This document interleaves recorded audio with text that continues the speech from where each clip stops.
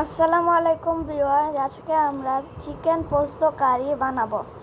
প্রথমে 2 চামচ পোস্ত দানা অথবা পপি সিড পানিতে আধা ঘন্টা ভিজিয়ে রেখে বেটে নিতে হবে। এদিকে একটা দেশি মুরগি ধুয়ে পরিষ্কার করে তাতে গুঁড়া মরিচ 1 চামচ, হলুদ সামান্য ও লবণ দিতে হবে। এখন এটা মেখে আধা ঘন্টার জন্য রেস্টে রেখে দিব। এটা হালকা করে ভেজে নিয়েও রান্না করা যায়, আমি ভাজবো না। এখন চুলায় প্যান চাপিয়ে তাতে সরিষার তেলে পেঁয়াজ কুচি দিব 2টি তেজপাতা, 3-4টি দারচিনি, কষাতে দিব 3টি এলাচ, 2টি লং, 2টি গোলমরিচ দিয়ে আবারও কষাবো সুন্দর করে। দেখুন, এগুলো মিলিয়ে যাওয়া পর্যন্ত অপেক্ষা করব এবং এর মধ্যে দিয়ে দিব সামান্য পানি বা হাফ কাপের মতো পানি দিয়ে আবার কষাবো। হাফ কাপের মতো পানি দিয়ে দিচ্ছি, এর মধ্যে যদিও বাটা মশলার পানি আছে। এখন দিয়ে দিচ্ছি 3 টেবিল চামচ পেঁয়াজ বাটা। 2-3টা পেঁয়াজ বেটে এতগুলো পেঁয়াজ বাটা হয়ে গিয়েছে, আমি এগুলো দিয়ে দিচ্ছি। পেঁয়াজ বাটা না দিলে আপনারা পেঁয়াজটা বেশি করে দিতে পারেন। দিয়ে দিলাম আদা রসুন জিরা বাটা, দিয়ে দিলাম মরিচ গুঁড়া মরিচ সামান্য, দিয়ে দিলাম বিভিন্ন ধরনের মশলার গুঁড়া, যেটা এই খাবারকে আরও গ্রেভি করবে, আরও সুন্দর করবে, টেস্টি করবে।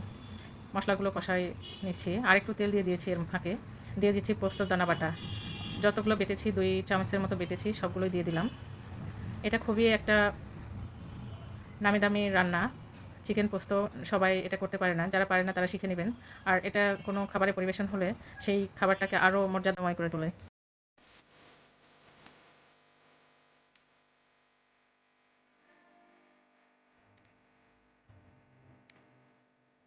দিয়ে দিলাম আবার পানি দিয়ে কষাবো।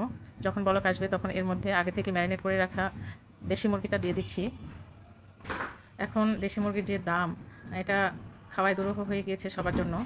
আবার এটা পাওয়াও যায় না, হাতের নাগালে পাওয়া যায় না। গ্রামেগঞ্জে সাধারণত সবাই পালে, যার কারণে পাওয়া যায়।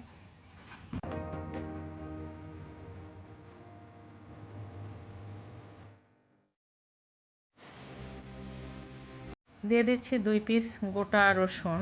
এই গোটা রসুনটাও যখন তরকারিতে দেওয়া হয়, রসুনগুলো খেতে খুব সুস্বাদু লাগে এবং দেখা যায় যে একটা রসুন দিয়েই ভাত খাওয়া হয়ে যায়, এরকম অবস্থা। তো আমাদের সবগুলো প্রোডাক্ট প্রায় দেওয়া হয়ে গিয়েছে। এক ফাঁকে সামান্য লবণ দিয়ে দিয়েছি স্বাদ মতো। দেখো, আমি এগুলো কষাচ্ছি, এর তেলগুলো উপরে উঠে আসছে, প্রায় এটা কষানো হয়ে যাচ্ছে। এই পর্যায়ে আমি 4-5 টেবিল চামচ গুঁড়া দুধ পানিতে গুলে নিয়ে এই দুধটুকু এর মধ্যে ঢেলে দেব।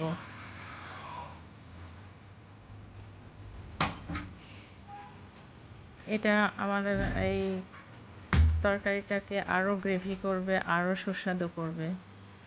এটা আসলে জমিদারি একটা খাওয়া। দেখো, গুঁড়া দুধ ঢেলে দেওয়ার পরে যখন এটাতে বলক আসবে এবং তেলগুলো উপরে উঠে আসবে, সে পর্যায়ে এতে 4-5 টুকরা কাঁচামরিচ দিয়ে আমি এটা নামিয়ে ফেলবো। মরিচের ঘ্রাণটা আমার এই তরকারিটাতে মিশে যাবে। নামিয়ে ফেলে গরম গরম ভাতের সঙ্গে এটা পরিবেশন করা হবে।